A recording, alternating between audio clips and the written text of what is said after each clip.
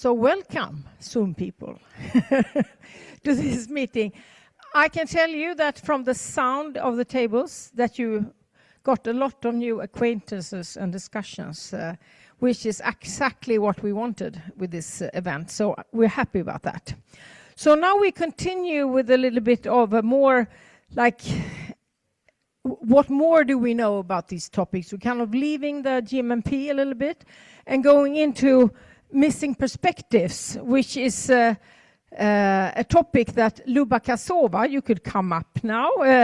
You're an, as to say, an award-winning evidence-based storyteller, researcher that done many reports that are kind of similar to GMMP, but made in a completely different way.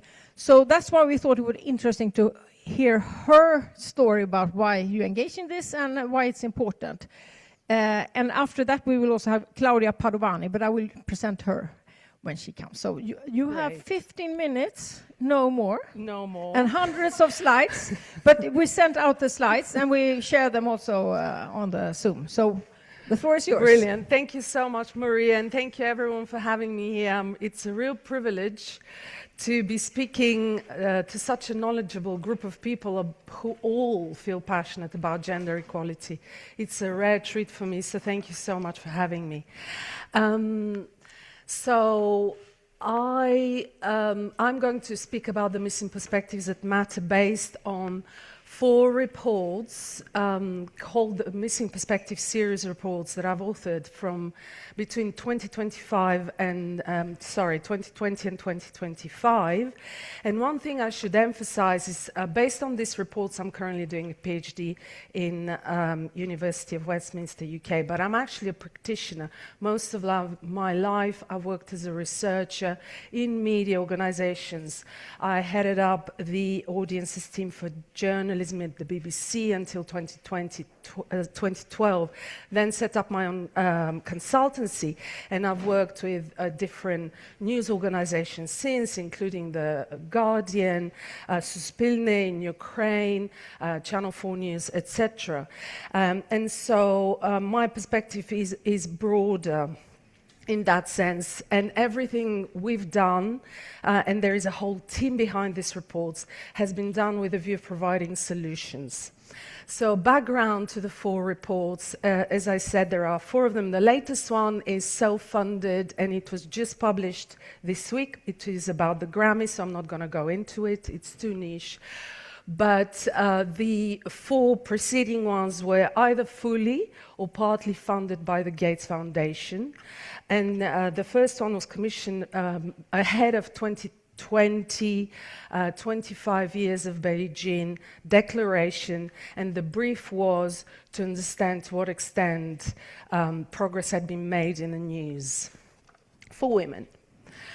Very brief summary on each of those reports. So the first one that came out, even though it was the second we worked on, was the missing perspectives of women in COVID news. And what it did is it looked at the accelerated global marginalization of women in society and news. Essentially, they were locked out of decision-making, and their voices were crowded out profoundly during that period. The second report is the one that's been most widely cited by other researchers, PhD students, is the missing perspectives of women in news. And what this report looked is precisely to evaluate the progress. It came out at the end of 2020 and found that women's long-term severe underrepresentation along the whole news value chain, and I'll come back onto that. But what it found in a nutshell was that news has a design flaw because it's mainly produced by men, it features more men, and it's consumed by more men. And therefore, women tend to consume less news, not because they're less interested, but because of the design flaw that there is. The third report, From Outrage to Opportunity, was looking at, we expanded the lens and we overlaid race on top of gender, and found astounding exclusionary cultures in newsrooms in societies which are multiracial.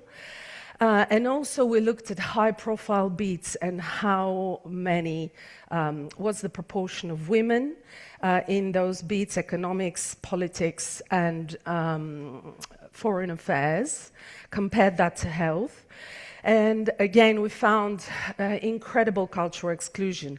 And the final report, which I'm not going to focus much, is about the misreported story of women's presence in the Grammys for a decade.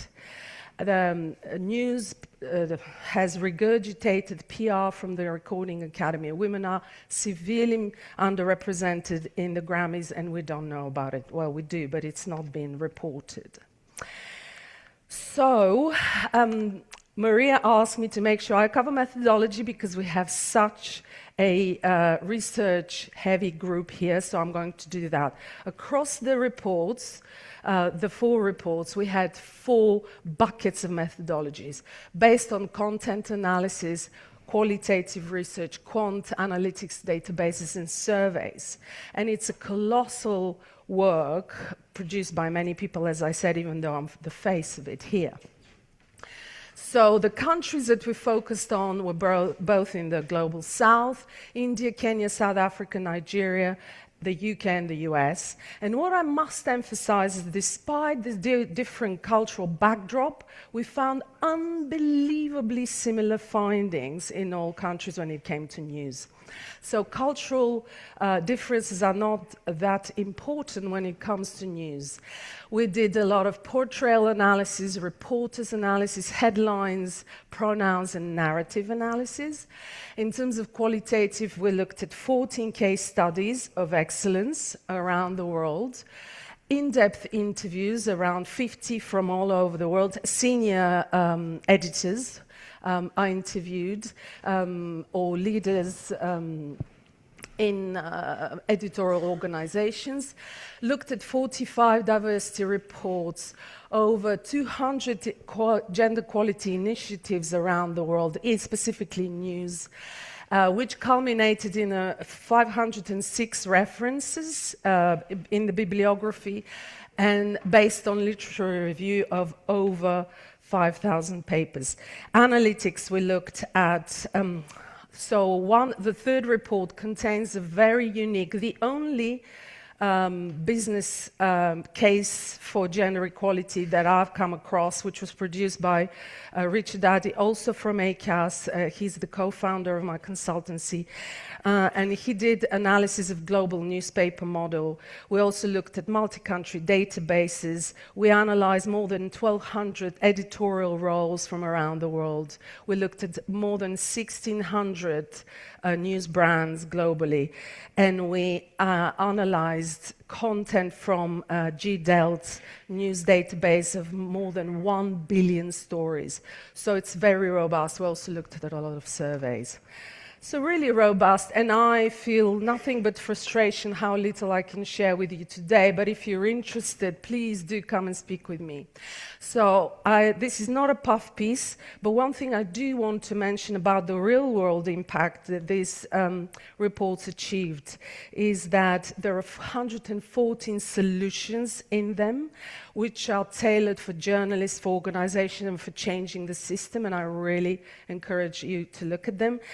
We managed to present to the 100% of the global news organizations. They've engaged in some ways, either by reporting on it or we've done presentations, etc. And my most proud moment is that a civil servant in Australia was so inspired by one of the second report, the Missing Perspectives Women News, that she left her job as a civil servant and set up a platform called the Missing Perspectives, which is now a very successful media platform in Australia, 5 years on, 6 years on. So that's really exciting. So in terms of sharing, what do the Missing Perspectives reports tell us about the state of gender equality in news? It's not that dissimilar from what you're saying, but there is an additional perspective there. So what makes those reports unique is that they look at the whole news value chain, i.e. all the touch points of a story, all the touch points that lead to production of a story. And those are, I mean, not linear, but typically there is an editor involved, a reporter involved, there are contributors, stories being pushed out on multiple platforms, then it's consumed by audiences, and then it leads to some impact. So that's the whole news value chain.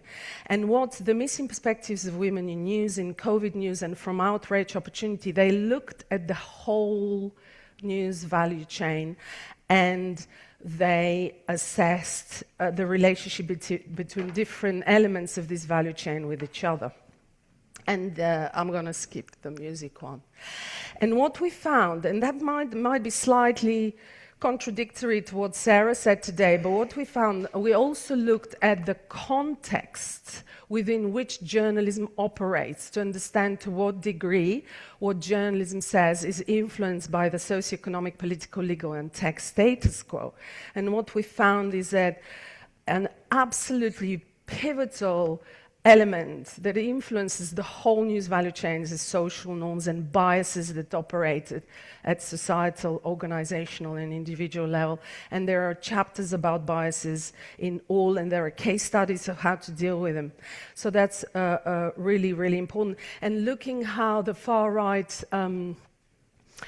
ideology is becoming mainstream, pushing women out into the home at an unbelievably accelerated rate, to a point where kids that we bring up, we now realize are being brought up by algorithms. We can see how important the cultural noise and the cultural backdrop is for what's actually happening in news. So a few insights from the series. Unfortunately, I can't take you. Actually, I'll stop in case someone. Oh, never mind. The COVID report. There are some really interesting in terms of war framing, and I know we're in the Nordics where there is a heightened sense of danger, rightly, because Russia is in such proximity. But I'm not going to do that. What I'm going to focus is on one very important insight from the Missing Perspectives of Women in News report. And I hope you managed to get it, but please feel free to get in touch if you didn't. And we talked today about how progress has stalled. And yesterday I was in the most fabulous table of women, and we talked about how tedious it is to populate slides year in, year out and not see progress. But there is a reason for that. For progress, and what we found in 2020, for progress to happen, you need for change to happen on three levels. Individual level, so that the level of the journalists, they need to want to either relegate some of their power to women, or they need to be sensitive to gender dimensions, etc. And they produce the coverage. But you also need change to happen at an organizational level. So at news leadership level, news leadership needs to bind to this and put the right processes in place. You need the right policies. You need newsrooms to operate in the right way. And then you need system-level factors, so societal factors to move in the same direction. What are they? They're the social norms, the culture that we just mentioned. It's being, at the moment, essentially ripped apart all over the world and rewritten. Social norms power social change, that power political change, and then regulatory change happens. And we're now seeing a lot of this working in reverse for gender equality. And if one of those factors works in the opposite direction, then the whole process stalls or reverses. And so from outrage to opportunity, there are a plethora of really important insights here around the importance of culture. And I now have very little time to take you through them. So what we found, just on representational level, women in high-profile beats, editors, there are 1 to 6, typically men editors versus women. And women of color completely excluded from power decision-making about what constitutes a story.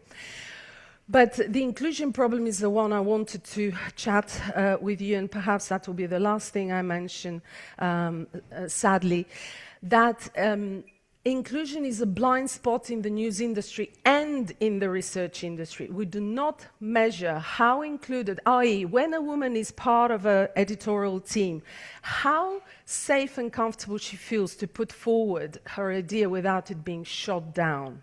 And that's what we need to measure, and that's what we need to include in our indices about gender equality too, because it's the invisible barrier that we're all missing. And finally, I'm going to miss all this really cool and interesting stuff because I want to show you an analysis, very short one that we did for the Nordic region. So Richard Addy is behind this quant, but we wanted to see what's happened with global and Nordic coverage of issues relevant to women, so issues around gender equality. And we found that, so this is based on database, GDELT news database of 1.1 billion stories. We isolated all the many terms related to gender equality, and we isolated what proportion of the global coverage has those terms in it to understand how big the coverage is. And we found, first of all, that's online only. The global trend has declined. 0.6% of all coverage is dedicated to gender equality issues. That was in 2017. Now it's gone down by a factor of 1.6. For Nordic countries, despite your amazing progress, which we're very proud of and very inspired by, the decline has been sharper from a higher base. So whilst in 2017, 0.94% of coverage was of gender equality issues, it's actually now more or less collapsed by a factor of 2.5. Thank you so much. Any questions, let me know. So it's a speedy conference, right? But Luba will come back and talk about a specific new thing very soon. So you'll see her again, and there's coffee breaks and stuff. So next up is Claudia Padovani, which, as you heard before, she's been part of the GEM project. She's co-coordinator of the GMMP in Italy, and she has a lot of other hats as well. So I just give you the floor. Thank you, Maria. Can you hear? Fine? Yes. Thank you also for the sound audio. Thank you so much for this invite to all the organizers. I'm bringing a different perspective here, not from like specific research, but looking a bit broadly at some of the elements that might inspire the conversation that we're having later on. So moving from data and from analyzing what has been going on with all the GMMP to what do we need to do and how do we need to do. And so hopefully some of this might be of interest. So there's a few points that I would like to address, and of course I will never have the time to do them all, but the first two. So taking you maybe a little bit to the global context where issues of gender equality in, through media and more broadly are discussed. And then the European context, and I will say something about the Beijing +30 report that has been elaborated by the European Institute for Gender Equality, where I did contribute to the development of Section J. So where we are today, I think we heard a lot, and we also know that the context is a lot more complicated than it was even just 1 or 2 years ago, that we're witnessing all these changes. As we celebrate, assess and also critically evaluate Beijing after 30 years, we should maybe remember that Beijing is one of the important points. But gender issues in relation to the media and to the digital and to technologies have been discussed in other spaces. And my feeling, and this is why I'm bringing this to you in terms of the missing perspective, is that many of the issues that have been discussed in some of these spaces talking about technologies, they have not really been part of our conversations when we have discussed GMMP results and mostly focusing on portrayal, representation, discrimination, biases in content, and also participation. So I think it's interesting for us to be aware that a lot has happened over the last 20 years in terms of reflections, for instance, on feminist internet, feminist artificial intelligence, gender justice when it comes to the digital. So I guess my suggestion and comment is we should maybe, develop the conversation we're having within this broader context. And I'm briefly referring, only for those of you who might not be really familiar with this, with these developments that have come from the United Nations, and particularly the Global Digital Compact, which is a non-binding document that has been adopted, elaborated in 2024 on the occasion of the UN Summit for the Future. So this provides basically the starting points and pillars for us to think how to mitigate risk related to digital technology, to risks to democracy and peace. And I think it's highly relevant that although we all know that UN is living critical times and we are living critical times, but maybe these are words that we should not allow others to ban for us, and we should maybe keep up. So a global commitment that comes from the Global Digital Compact offers a framework within which we can articulate concerns and elaborate possible solutions. And just very briefly, this is one paragraph where aspects of gender equalities are being discussed. So of course, some of the terms are meaningful to us, and we all know them: participation, leadership, eliminate all forms of violence, and I think this is one of the main issues for us. Gender equality is discussed, of course, in relation to technology and the media in terms of connectivity, so access and reducing the digital divide, in relation to how to create spaces for communication, so including the media, that are inclusive, open, safe, and secure, and then how to deal with data, which are so relevant nowadays, not from a neutral perspective, not from a gender-neutral perspective. Now, what's interesting to me is that every time we have processes like this, they also become windows of opportunities for groups, associations, for feminist groups to reflect on the points and to make proposals and contribution. So in the development and in the process leading up to the adoption of the compact, UN Women also developed a report which is available. It's called Placing Gender Equality at the Heart of the Global Digital Compact. And there they see the need to include gender equality in relation to all these points as a specific concern, but also to include a mainstreaming perspective throughout the different aspects in the compact.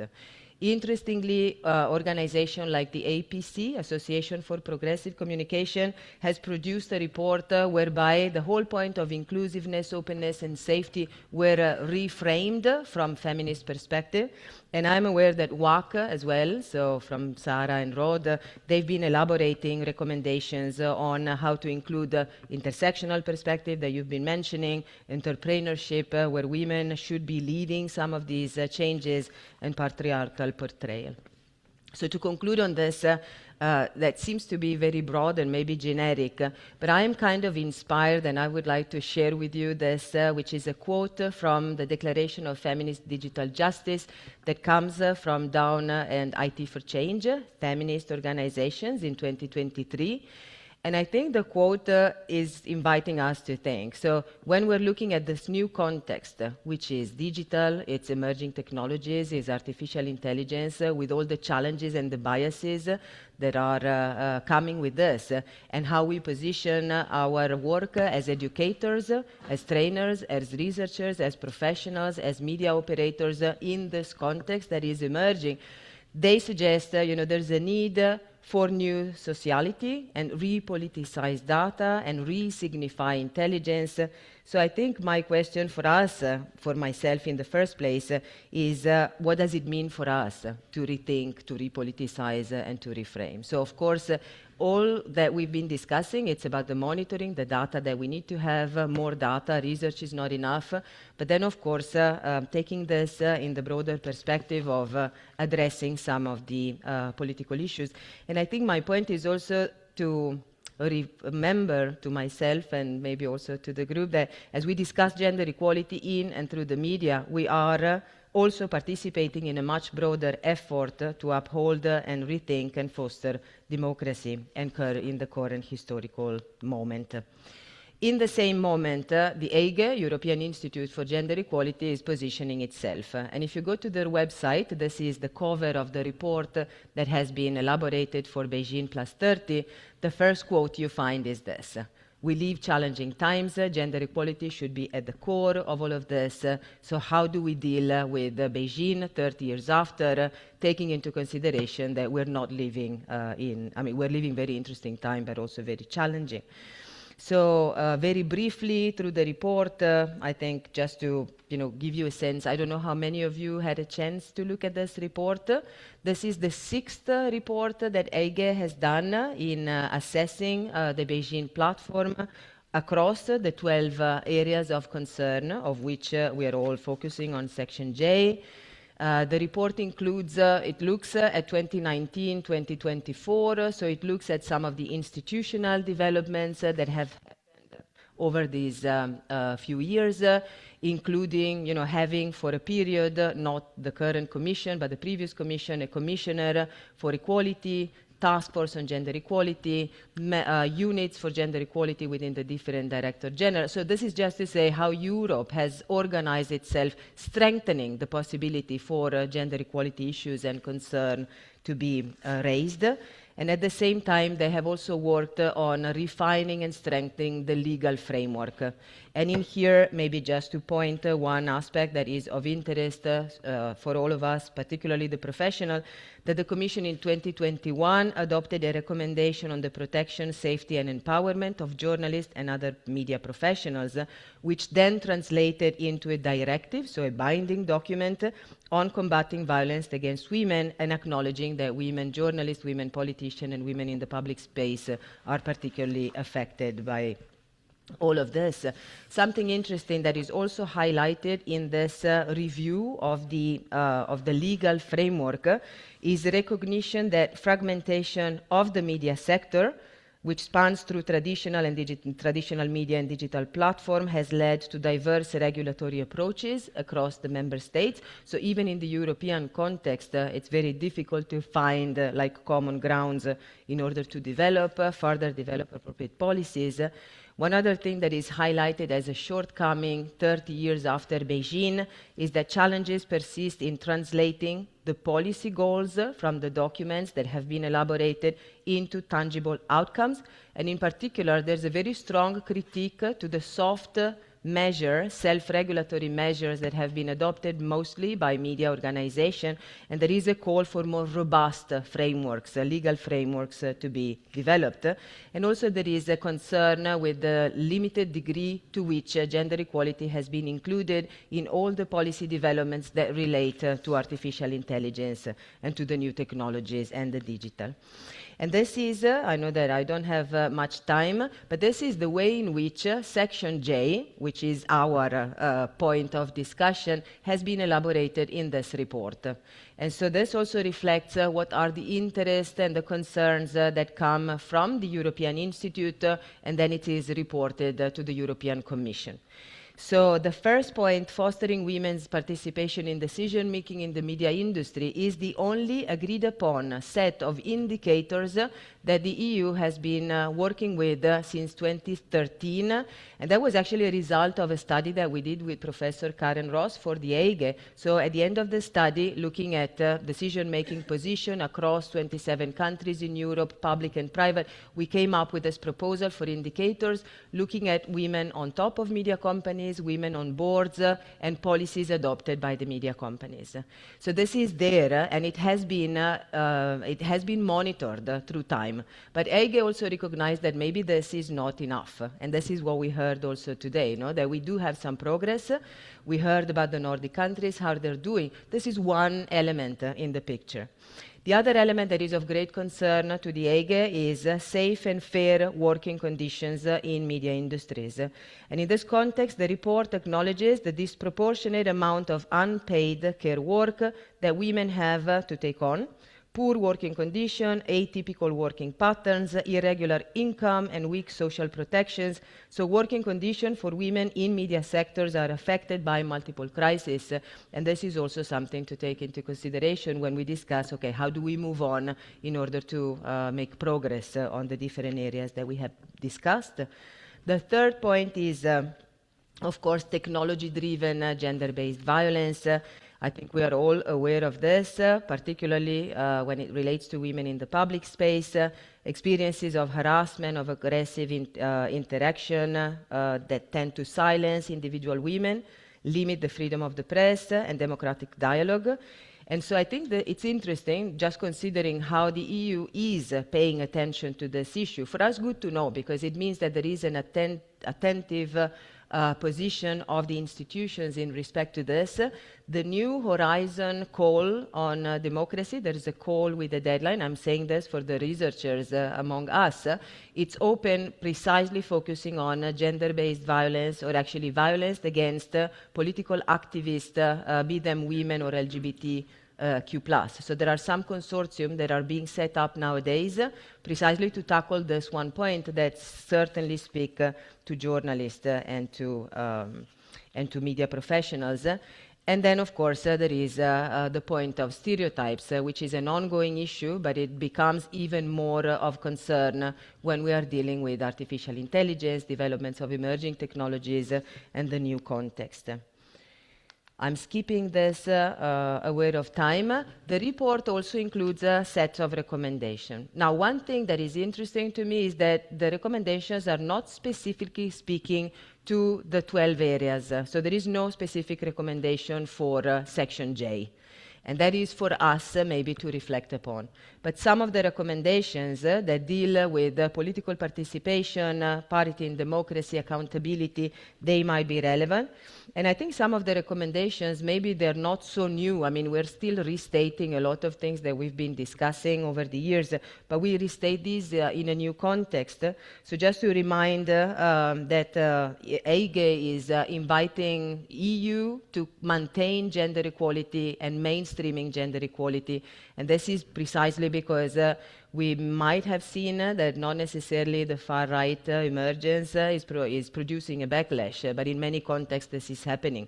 So we are at a moment where just maintaining the mainstreaming, I mean keeping a focus on gender equality remains relevant. So for us to do within university, in our context, in our different environments, to monitor democratic backsliding is also one of the big concerns for the AGE, to address cyber violence, to regulate non-stereotypical portrait and monitoring.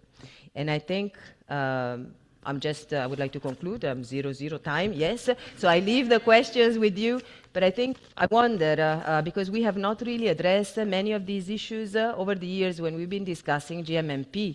So for me, I think it's open, as open questions for us. Is any of this that I've been describing maybe relevant to discuss? How do we move from Beijing +30 onwards?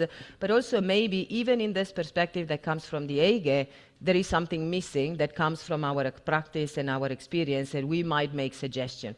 So I am in touch with AGE through the PPMI, and I think it's still very open if the AGE is going to support stakeholders and communities like ours to actually implement some of these recommendations. But I think this is something that we should be proactive upon. And so if anything comes out of this meeting, maybe something that can be channeled through this agency by referring to some of the recommendations and maybe more. Thank you.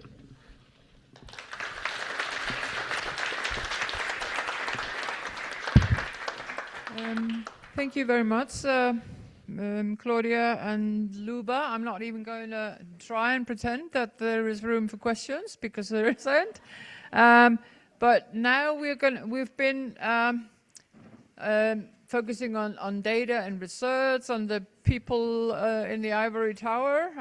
But now we're going to go more to the ground and have the people hear the voices of those that actually do the work that we are researching. So, and the moderator is Susan Moll, herself an experienced journalist. So, the floor is yours. Thank you. Okay, ladies, do you want to come up? Sure. Is this on? No, doesn't seem like it. Here it is. Do you hear me now? No? Should be. Maybe better. Yeah. So, anybody other than me who needs to take a deep breath after all these please stand up and take a deep breath. So we all shake a bit. So We need to. yeah, because it's a lot of information to process. Thank you very much. You can sit down. Thank you for all these interesting panels and interesting information. I have a huge urge to go to the website and dig deeper into all of it, but now we move from the head to the heart. Because this is where the magic happens. We have a panel of fantastic editors from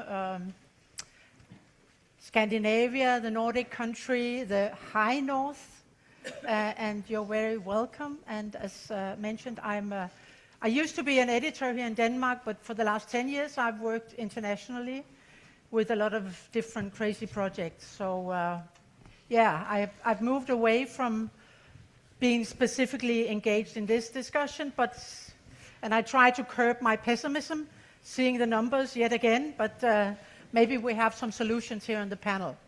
So I would like to welcome Mari from Klassekampen, Marie, and then Skurdal and Charlotte Harder from Shipping Watch. She used to be in Danish radio also. We have Erla from Sin News, and we have Andrea from KNR Greenland, and we have Merta Numenmaa, yes, from Yle, Finland, and we have Maria Brandström from SVT. Very welcome.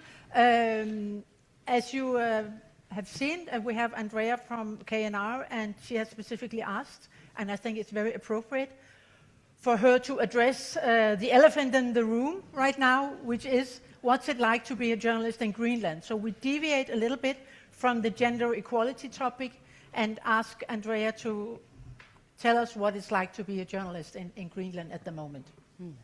You are, as I understand, 20 journalists normally in Greenland, more or less? 20? Yeah? No. No, okay. We're more than that. I have the, yeah, okay. No, we're more than that. Yeah. Okay, So, hopefully. Goeiedag. Yeah. Thank you very much. How is it like to be in our country? Well, it has been heartbreaking, feeling the oppression again. We as a country, one nation, experienced fear and went to the survival mode within the day. Well, it happened 14 months ago, to start with. And then 14 weeks ago, it felt like our reality, our world, our way of living changed. And imagine 56,000 people living in the coast of Greenland peacefully. They have very high morals. They're respectful. They're hospitable. They have a very big heart. The claims and the statements from the president, it was not easy as a journalist, also filtering to the local people of what to say.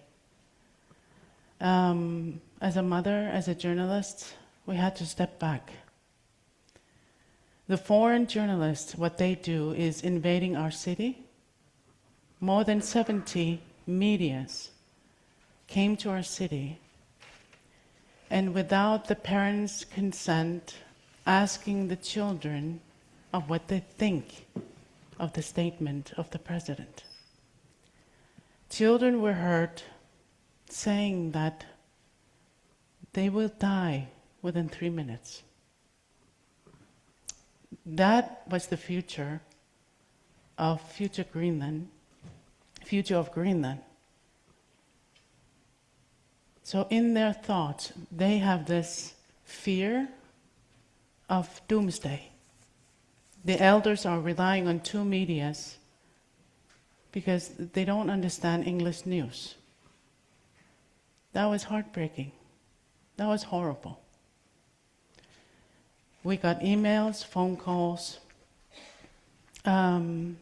even taught again in our country in our own land, which we have lived for thousands of years, that we should learn as journalists to become more insisting to push the other journalists to make a room. That is not our way of living. That is not our identity. That is not who we are. We are one. We are loving. We are caring. We filter to bring news to the local people so they're not overwhelmed of the sensation that the journalists are doing and keep asking the President of the United States. It felt like they were putting more fire to the oil. That's how it felt like. We couldn't do anything, and we, honest to God, we held our breath 14 days, not knowing every day how the day will look like, every second of it. So I was thinking the other day how we could change in this gathering. If you see one another, look at the person who is sitting right next to you. We are mothers, we are sisters, we are aunts. We are gathered together here, united.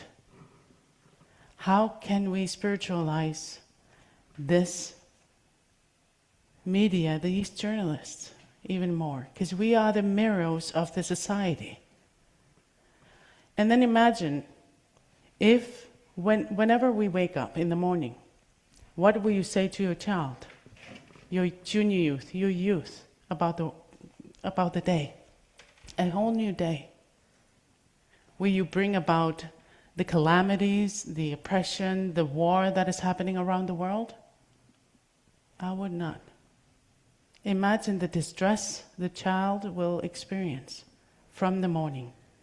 That is what we bring into the viewers and listener from day one, from 7 a.m. till midnight, non-stop. And I feel like there's a missing point from our side that we need to pave a way to the future generations of editors, of journalists, mothers, aunts, that could inspire children, junior youth, to create a whole new world, a new society, because this system is collapsing.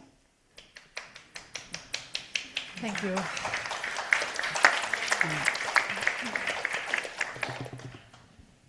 Thank you very much.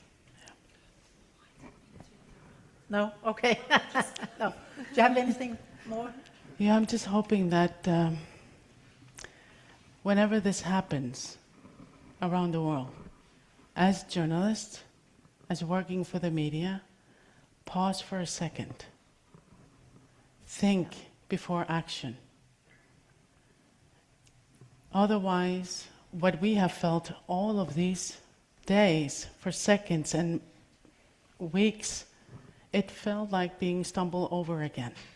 We have faced, from our 30 years of experience, we fought all our lives about our rights to have a way of living.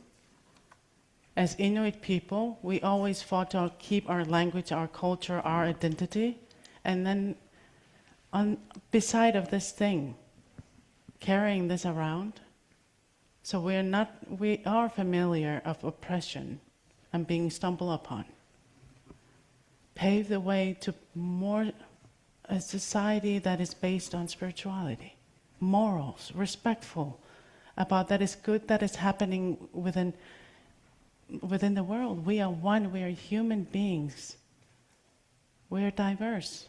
We are different flowers in one rose garden. And how can we nurture each other, help one another to become a better person? And then it starts from you, from oneself to the others. You will shine the light and pave the way. So, Thank you.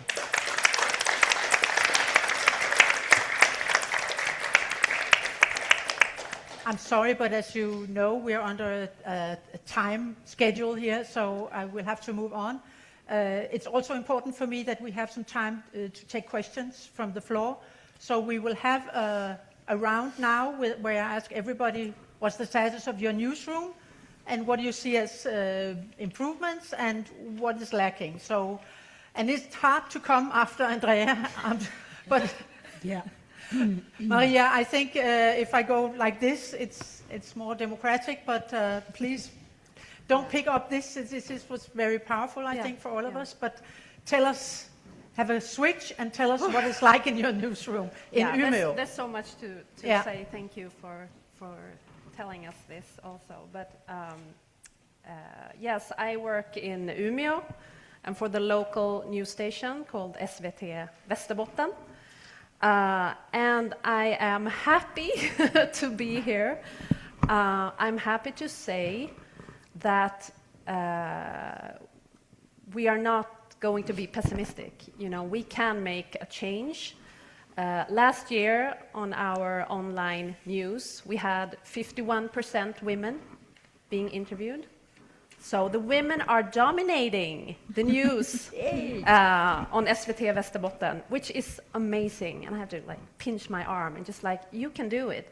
And we've been working for 25 years. I worked there for 20 years. And a lot have changed. But we have a method where we are counting men and women every day. Both our broadcasts, what's being aired on TV, but also now online. And if you have a method, if you have a goal, you can do it.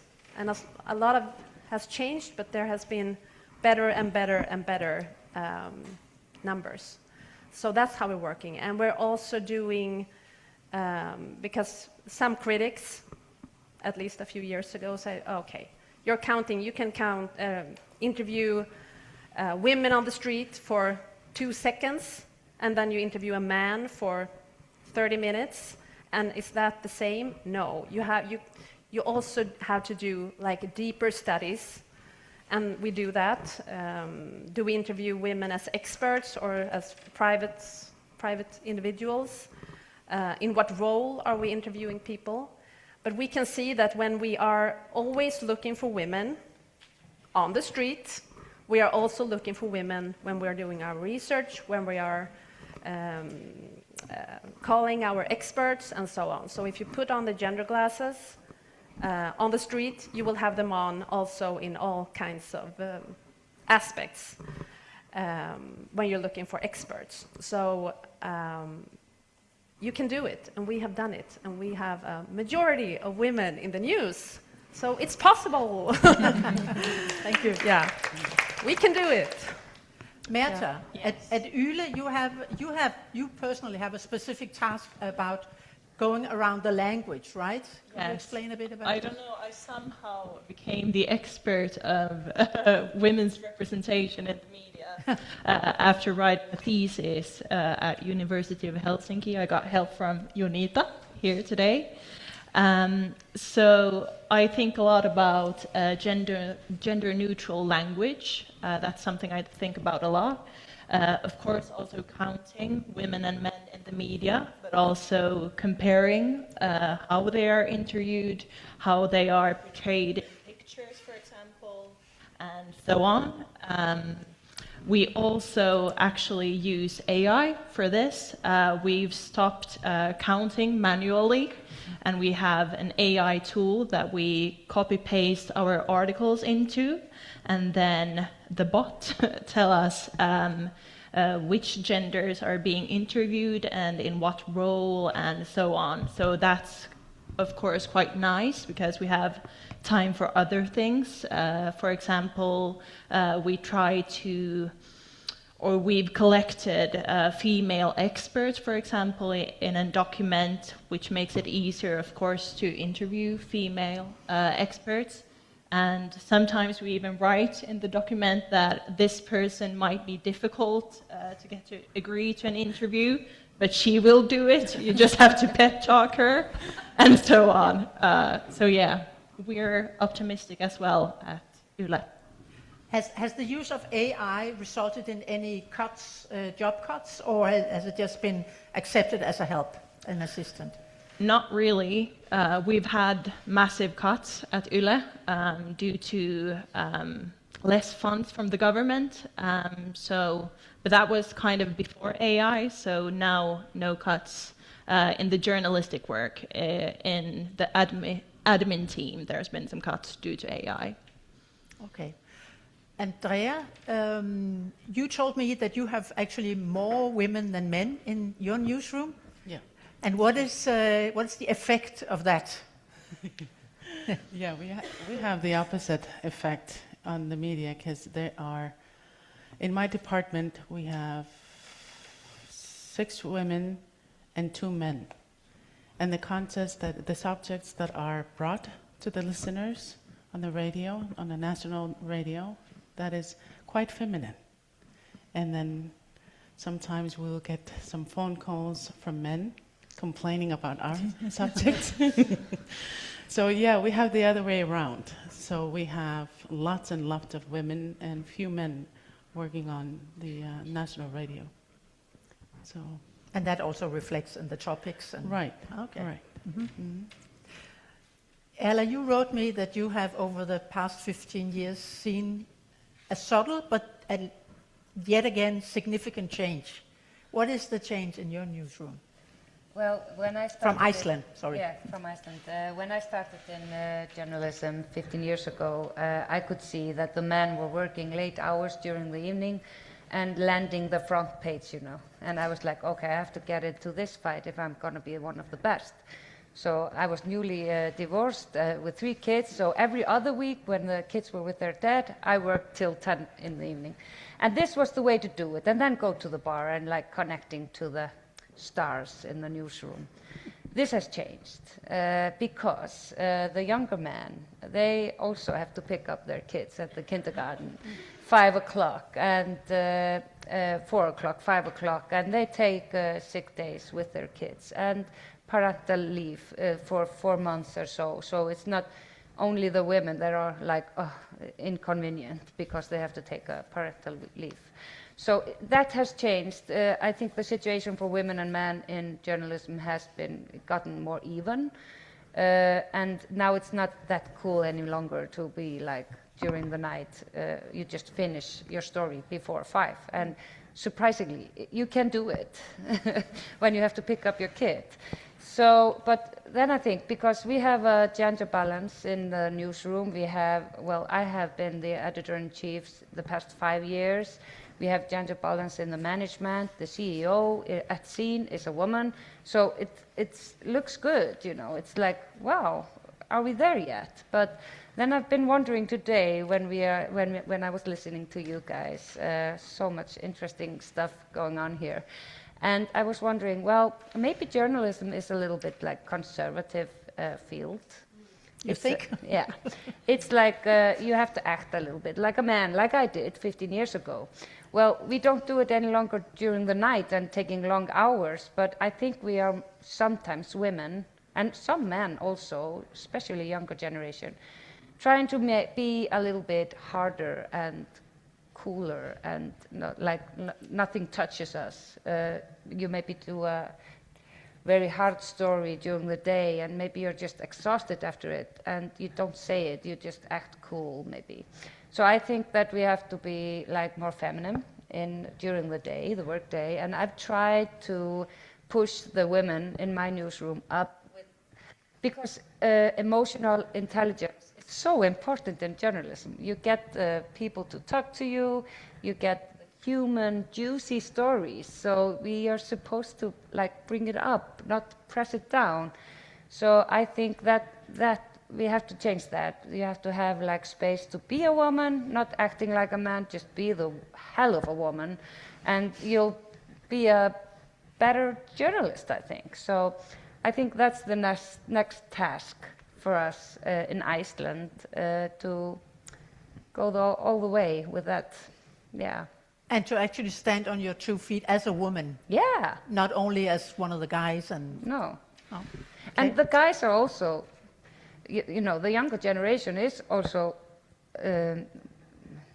with more emotional intelligence. They are also getting the soft stories that are also always the first story in the TV and the front page, because it's the most juicy stories. So I think we are changing a little bit, talking about always the manly stuff as the best stories. I think that we are appreciating the feminine sides more.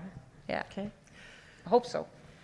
Charlotte, no offense, but you are editor of Shipping Watch. I mean, I might be prejudiced, but I think there's a lot of men in that business, and maybe it's difficult to improve your diversity in that field, but maybe you have a solution. Yeah, it's true. I will start by saying that apart from being a journalist and an editor and so on, I've also been engaged in this subject for quite a few years, and you know, also within the area of business journalism among editors and so on, there's a big awareness of the importance of diversity and how to include a more representative picture. But saying so, I would say my team is quite equal, men, women, younger and older, but there's a really big challenge because what we write about is mainly like CEOs or CFOs, and they are men. And it's not like that I could, like yesterday we were like joking a little bit that everybody on our front page was a man with no hair. And it's often like that. But it's also because our readers and our audience, they really want to know what those absolute top people of business are thinking. So here you need to do like a really big effort to bring in more women, more younger people, more people of color, even though it's a very international business. And if you go to the workplaces, they are actually very diverse.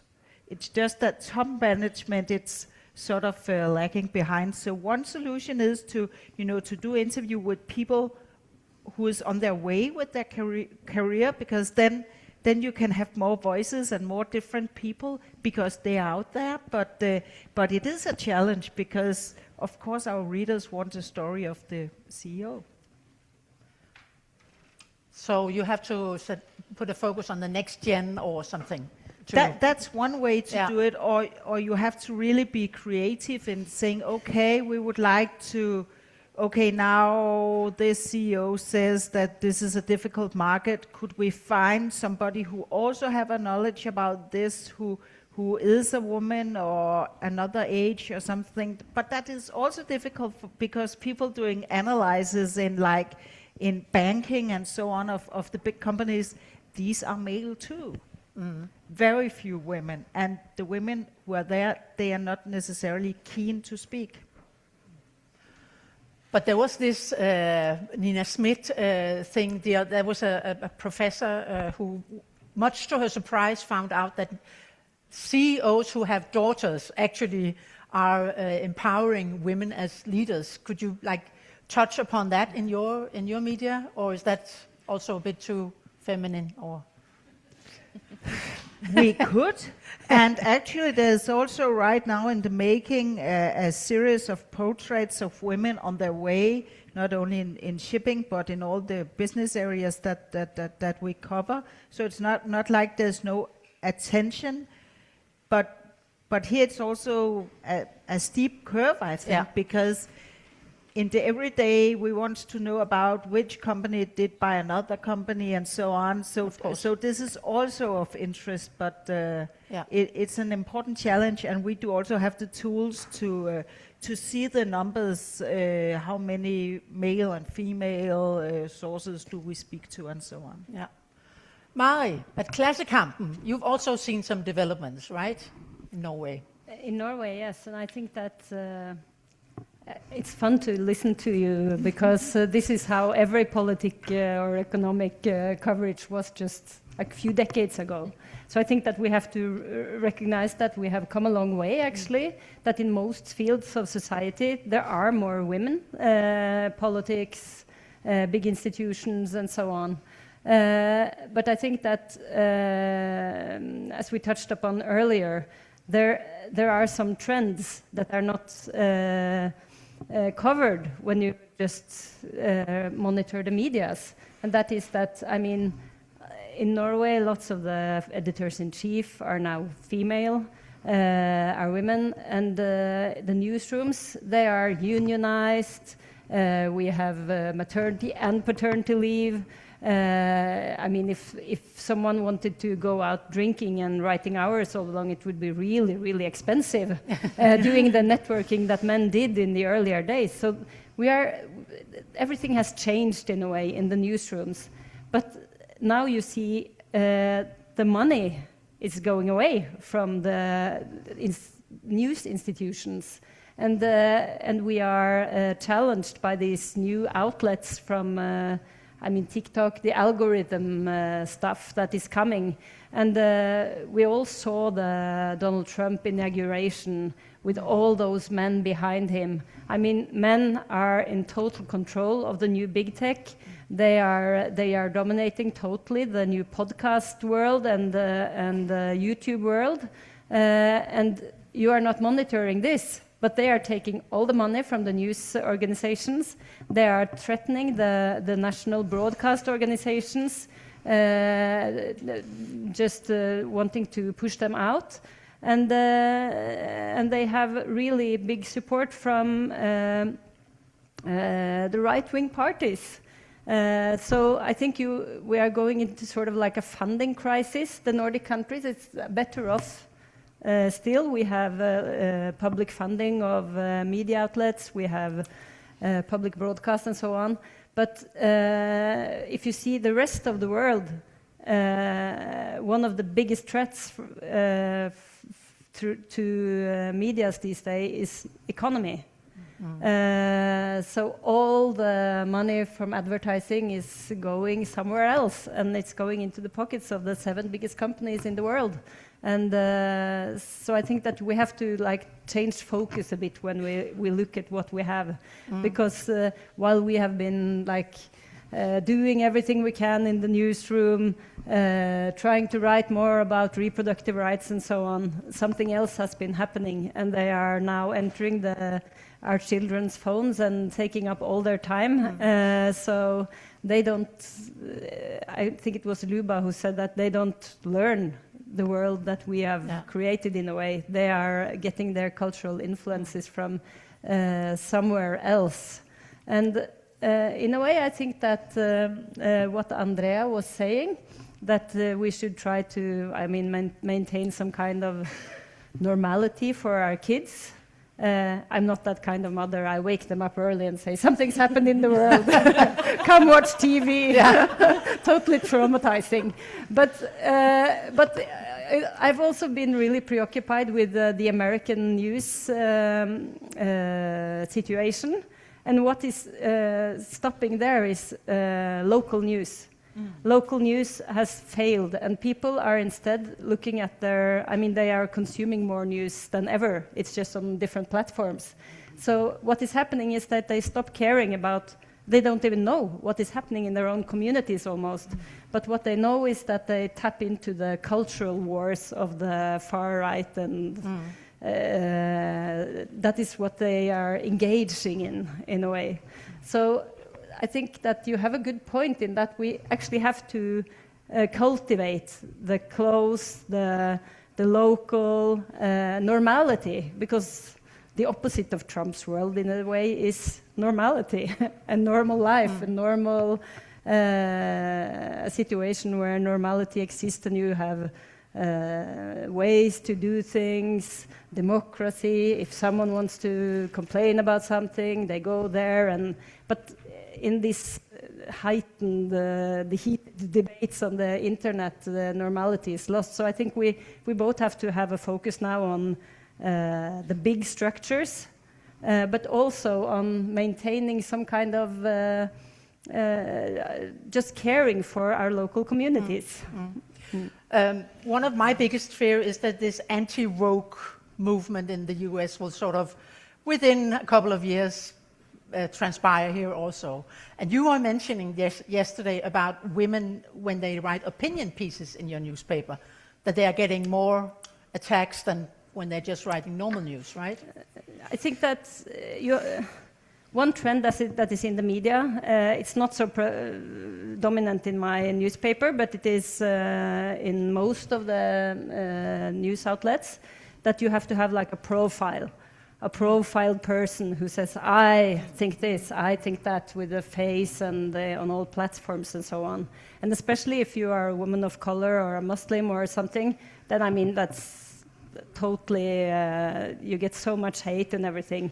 But also as an editor, we are the ones putting them out there. Mm-hmm. Yeah. So I feel that that is a big responsibility if we are also just tapping onto this new trend and pushing often younger women to go into these positions that we know will generate a lot of hate and yeah.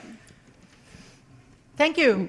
Please stay. We will now try to open the floor a little bit, but before I do that, I want to give the microphone to Jette Damgaard from Danish Radio, because I know she's an army of her own, or she has a project on her own that I wanted her to briefly discuss with you or mention to you. Please. Yeah. Could you ask me the question? The question is, are you doing anything in specific for your programs to improve the gender ratio in the morning show and the evening show? Thank you, Susanne. Yeah. Hi, I'm Jette. I'm from Danish Radio. I'm an editor, and for the last couple of years I've been doing my own little project because I could see what's all wrong with the man-women situation. So I think I've done a bit like you have been doing. I have made those little lists, like on climate. I thought, oh, we always ask Sebastian Mernil, what does it look like? So I asked him, is there any women who can do the same you can? And he was, oh, yeah, maybe. And then he gave me 5 names, and I put them on the list, and then I called the universities, and then I made a list. These women know a lot about climate, and I sent them to my people in my department. And I did that with a lot of topics, just an Excel. And the main thing was that I put in a phone number, direct phone number, because we do 5 hours of radio every day, and we don't have time to wait. So that was actually, that helped a lot. And then I found out they could use it in my department. And then I found out maybe they can do it in the rest of Denmark's radio. And I started sending it out. And now we have those lists. It helps a little, not very much. And your boss was excited? Sort of. No, they like the list, but what they do not like is that I keep pushing them. And I keep talking about, and then they say, can you chill down a bit? We're doing what we can, but we can always do more. Was that the question? Yes, thank you very much. Thank you. So, use the opportunity here. Yeah? Thank you very much. So this is a question I would have posed this morning to the first panel on GMMP, but I think it's very interesting that maybe we can have different answers. So over the last 15 years, we educators, we've been running projects together with professionals to create bridges between the students, the new generation of journalists, and the newsroom. In the idea and the assumption was we educate a new generation to make change. So by listening to what you're saying, the feeling is maybe this is working. By listening to GMMP final results from the Nordic countries, it doesn't seem to be the case. So if we think that there is something with the sector that is not representative of what is going on in society, like Maria was reminding to us, I'm wondering, first, to what extent, like universities and the young people that come working in your newsroom, they have gone through some kind of training that includes a gender concern? So do they come with a vision and understanding and awareness? And if so, because this has not been the case in many other countries, including Italy, Southern Europe, UniTwin as a network works precisely to promote this idea of training through a gender perspective. So I'm wondering if any of this has happened that you can see as a result, and if the result is GMMP, what's gone wrong? Thank you very much. Charlotte, you want to? Yeah, I just want to make a brief point, because for sure the younger generation is different, but I think it's a big responsibility to put on them, because even if they enter the newsroom with different views and opinions, their main dream is to get a job. So they will copy what everybody else is doing. So that's why you cannot put it on the shoulder of the younger generation. It's simply not fair. They don't have the power to do it. But I just wanted to make one other point, and it is that I think we need a more fundamental discussion of what is bias in journalism, because you also touch upon, many of you, that journalism is like conservative, like you said. And I think a lot of journalists are afraid that if they say, well, I would like to find a female expert for this interview, are you then doing journalism or activism? So I think this is a main, extremely important point for discussion within newsrooms.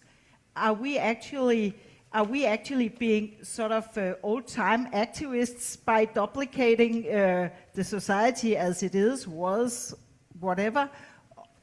And how do we sort of balance this with the tasks of being objective, non-biased, etc.? Mm-hmm. Yeah.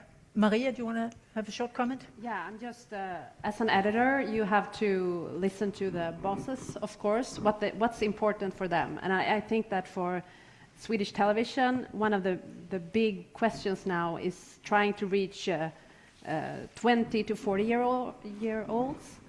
And it's very important, because our audience is dying, like literally dying. So we have to find a younger audience, and then we have to make cover topics and interview people that they are interested in. So I think that for the young journalists coming in, I'm not sure if they had, during their training, a specific, this week's we have worked with gender equality. I don't think so. But I could feel like the people that we are hiring, they are aware of the challenges and gender equality, diversity in a totally different way nowadays than 10, 15 years ago. So there is a change. But as an editor, you have to always inspire and choose topics that this hard audience is interested in. So it's a challenge, but there is a difference in a younger journalist. Yeah. I actually think that they think that this is more equal than it is. Yeah. You know? I think they come to work on the newsroom and they're just like, we have reached the equality. You know? Everything's fine. I think that we have to inform them with these statistics that we've been talking to today. And one unpopular opinion here is that we have to train the experts to come in media and say yes when they are asked to come. Thank you. My one short comment, and then we close for now. I think that actually lots have happened. It's easier for me that it's the boss on top, because I can just say that on all the coverage we have, that we organize ourselves, like portrait interviews, external text, I can say just make it 50-50. And then they have to do it. So we do that every year. We have these goals. And then in the news coverage, it's a bit different, because then you have to call around and get people on short time and so on. But I think we have come actually quite a long way, and that these things are part of our culture. But the thing is that what you see now is that